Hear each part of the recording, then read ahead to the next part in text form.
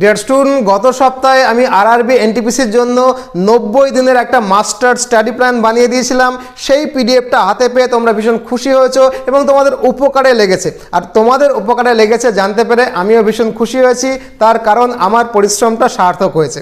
ওই দিনই কিন্তু আমাদের টেলিগ্রাম চ্যানেলে আমি তোমাদেরকে জানিয়ে দিয়েছিলাম এবার আমি তোমাদেরকে 40টা প্রিভিয়াস ইয়ার কোয়েশ্চেন খুব ভালো করে থরলি স্টাডি করে প্রত্যেকটা সাবজেক্টের চ্যাপ্টার ওয়াইজ মার্কস ডিস্ট্রিবিউশনটা বানিয়ে দেবো। তো আমি প্রিভিয়াস ইয়ারের 40টা পেপার খুব থরলি খুব এক্সটেন্সিভলি স্টাডি করে ট্যালি করে তারপরে চ্যাপ্টার ওয়াইজ মার্কস ডিস্ট্রিবিউশনটা আমি বানিয়ে দিয়েছি। এটা 2-3 পাতার একটা পিডিএফ হলেও এটা কিন্তু যথেষ্ট পরিশ্রম করে তারপরে বানাতে হয়েছে। এটা কিন্তু আজ তোমাদেরকে দিতে যাচ্ছি। আমাদের যে টেলিগ্রাম চ্যানেলটা রয়েছে যার লিঙ্ক ডেসক্রিপশন বক্সে আমি দিয়ে দেবো, তোমরা জানো সেখানে কিন্তু এই পিডিএফটা দেবো। কিন্তু এই পিডিএফটা ডাউনলোড করার আগে একটুখানি জানতে হবে যে এর মধ্যে আছেটা কি। প্রথমেই বললাম 40টা প্রিভিয়াস ইয়ার কোয়েশ্চেন খুব ভালো করে থরলি স্টাডি করার পর এটা বানানো হয়েছে। তাই এটা ডাউনলোড করার আগে একটুখানি বুঝে নাও এর মধ্যে আছে কি। দেখো, এই যে পিডিএফটা এর নাম হচ্ছে আরআরবি এনটিপিসির চ্যাপ্টার ওয়াইজ মার্কস ডিস্ট্রিবিউশন বা চ্যাপ্টার ওয়াইজ ওয়েটেজটা কত তার হিসেব। এই চ্যাপ্টার ওয়াইজ বলতে কি আমি কিন্তু সাবজেক্ট ওয়াইজ বলছি না। ধরো ম্যাথামেটিক্সের ক্ষেত্রে নাম্বার সিস্টেম থেকে কটা কোয়েশ্চেন এসছে, প্রফিট লস থেকে কটা কোয়েশ্চেন আসে, সিম্পলিফিকেশন থেকে কটা কোয়েশ্চেন আসে, 40টা প্রিভিয়াসের কোয়েশ্চেনটা আমি স্টাডি করে তার এভারেজ করে তবে কিন্তু এখানে বলে দিয়েছি। তো দেখো, যখন তুমি এই পিডিএফটা হাতে পাবে তখন শুরুতেই দেখবে সেখানে আরআরবি এনটিপিসির চ্যাপ্টার ওয়াইজ ওয়েটেজ এটা লেখা রয়েছে এবং তারপরে একদম না বললেই নয়, যেটা থাকতেই হয় বলে রেখেছি, সিবিটি 1 এবং সিবিটি 2 সাবজেক্ট ওয়াইজ মার্কস ডিস্ট্রিবিউশনটা কত সেটা আমি বলে দিয়েছি। এই সাবজেক্ট ওয়াইজ মার্কস ডিস্ট্রিবিউশনটা তোমরা জানো, নতুন করে কিছু বলার নয়, তবু এখানে রেখেছি যাতে দেখতে ভালো লাগে।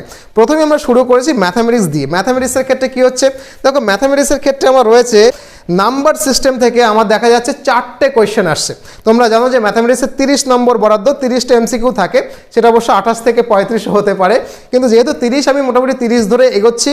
নাম্বার সিস্টেম থেকে দেখা যাচ্ছে 4টে কোয়েশ্চেন আসছে, এটাই কিন্তু ম্যাক্সিমাম কোয়েশ্চেন আসে। আমি গড় করে দেখেছি এখান থেকে কিন্তু 4খানা কোয়েশ্চেন আসে। সিম্পলিফিকেশন থেকে কোয়েশ্চেন আসে 3টে। তুমি যদি প্রফিট আর লস দেখো, প্রফিট আর লস থেকে 3টে কোয়েশ্চেন আসে। হাইট অ্যান্ড ডিস্টেন্স থেকে একই রকমভাবে 2টো কোয়েশ্চেন আসে। জিওমেট্রি এবং ট্রিগোনোমেট্রি এখান থেকে কিন্তু 2টো কোয়েশ্চেন আসে, 2টো বা 3টে। রেলের ক্ষেত্রে কিন্তু জিওমেট্রি এবং ট্রিগোনোমেট্রি থেকে কোয়েশ্চেন আসে। অন্যান্য যে পিএসসির পরীক্ষায় সেটা কিন্তু এখান থেকে কোয়েশ্চেন আসে না। একই রকমভাবে রেশিও অ্যান্ড প্রপোর্শন থেকে 3খানা কোয়েশ্চেন আসে। মেনসুরেশন বা পরিমিতি যেটা থেকে ওখান থেকে 2টো কোয়েশ্চেন মতো আসে গড়ে। সিম্পল অ্যান্ড কম্পাউন্ড ইন্টারেস্ট মিলিয়ে মোটামুটি 3খানা কোয়েশ্চেন তুমি পাবে। টাইম অ্যান্ড ওয়ার্ক থেকে 2টো কোয়েশ্চেন, স্ট্যাটিস্টিক্স থেকে কিন্তু 2টো কোয়েশ্চেন আসে। স্ট্যাটিস্টিক্স কিন্তু আরআরবি এনটিপিসির জন্য একটা স্পেশাল চ্যাপ্টার, এগুলো নর্মাল পরীক্ষায় আসে না, রেলের পরীক্ষা থেকেই কিন্তু এই স্ট্যাটিস্টিক্স থেকে কোয়েশ্চেন আসে। এই চ্যাপ্টারটা কিন্তু তোমাদেরকে পড়তে হবে। মোটামুটি 2টো কোয়েশ্চেন কিন্তু এখানে গড়ে আসে। 40টা প্রিভিয়াসের কোয়েশ্চেন দেখার পর কিন্তু আমি এটা কনফার্ম করছি তোমাদেরকে।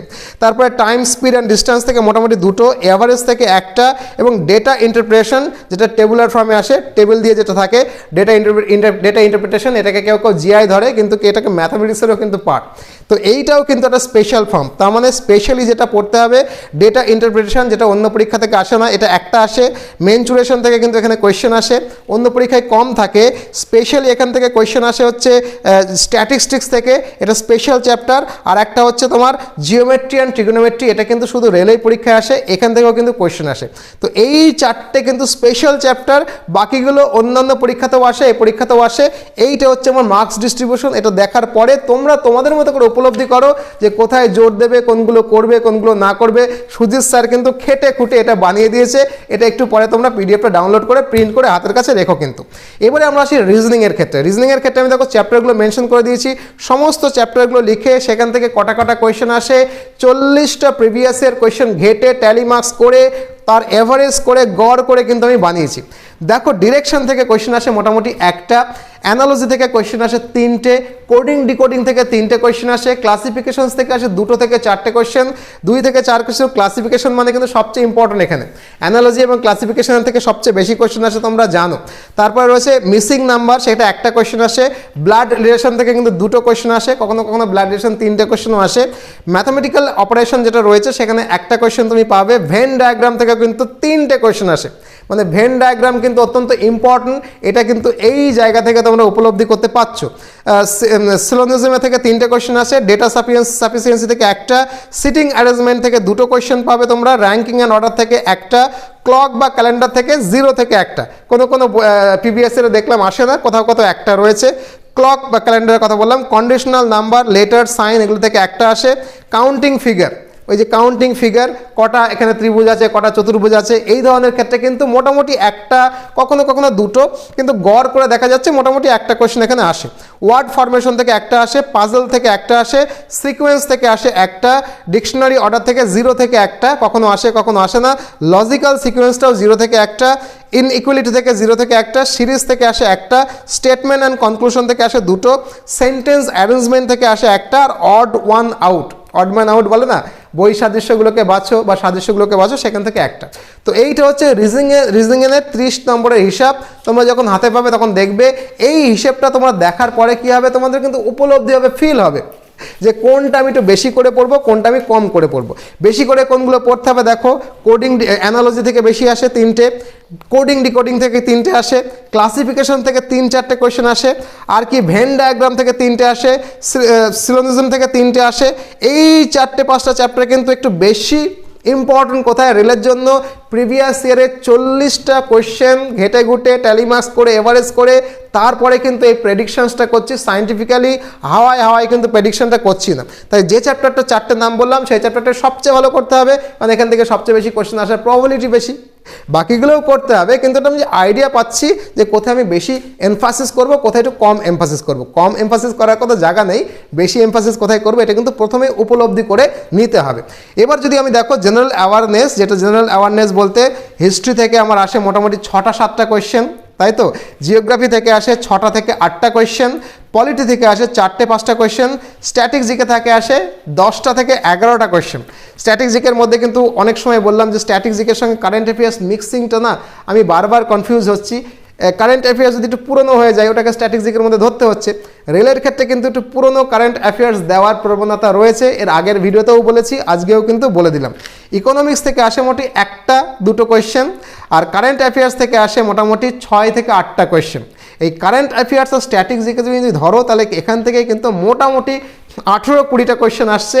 এইটা কিন্তু খুব ইম্পর্টেন্ট একটা ব্যাপার। কারেন্ট অ্যাফেয়ার্সটাকে মন দিয়ে পড়তে হবে, স্ট্যাটিক জিকের সঙ্গে মার্চ করলে কিন্তু 50%-এর কাছাকাছি কিন্তু এইখান থেকে কোয়েশ্চেন সেট হচ্ছে। এটাকে মাথায় একটুখানি ঢুকিয়ে নাও। কম্পিউটার থেকে মোটামুটি 2 থেকে 3টে, আর সায়েন্স থেকে 4 থেকে 5টা। তাহলে কম্পিউটার সায়েন্স তুমি যদি এক জায়গায় করো এখান থেকে মোটামুটি 8-9টা কোয়েশ্চেন, এটাও কিন্তু সেকেন্ড ইম্পর্টেন্ট একটা জায়গা। তাহলে ফার্স্ট ইম্পর্টেন্ট জায়গা হচ্ছে স্ট্যাটিক জিকে এবং কারেন্ট অ্যাফেয়ার্স যদি এক জায়গায় করো, তারপরে হচ্ছে সায়েন্স, তারপরে হচ্ছে ইতিহাস ভূগোল আসছে, বাকিগুলো তারপরে কিন্তু রয়েছে। তো এইটা হচ্ছে আমার মোটামুটি চ্যাপ্টার ওয়াইজ মার্কস ডিস্ট্রিবিউশন, যেটা তোমাদেরকে করে দেবো বলেছিলাম। এইটা প্রথমে ডাউনলোড করবে, প্রিন্ট করে হাতের কাছে রাখবে, নিজে স্টাডি করবে। এইটা অনুযায়ী তুমি প্রিপারেশনটা করো, তাহলে কিন্তু সায়েন্টিফিক প্রিপারেশন হবে। আর যদি মনে করো আমার সঙ্গে তোমরা তোমাদের প্রিপারেশন করবে, তোমরা জানো যে আমরা 10 কপি পিডিএফ বই তোমাদের জন্য তৈরি করেছি। যদি এটা হার্ড কপি দেখাচ্ছি, কিন্তু তোমাদেরকে পিডিএফ দেবো মাত্র 499 টাকায়। যে 10 কপি বই তোমরা যদি নিয়ে পড়াশোনা করতে শুরু করো এই সায়েন্টিফিক পদ্ধতিতে, এর আগে 90 দিনের মাস্টার প্ল্যান দিয়েছি সেইটা অনুযায়ী, তাহলে এবারই তোমরা ক্র্যাক করতে পারবে, এটুকু আমি আশা করছি।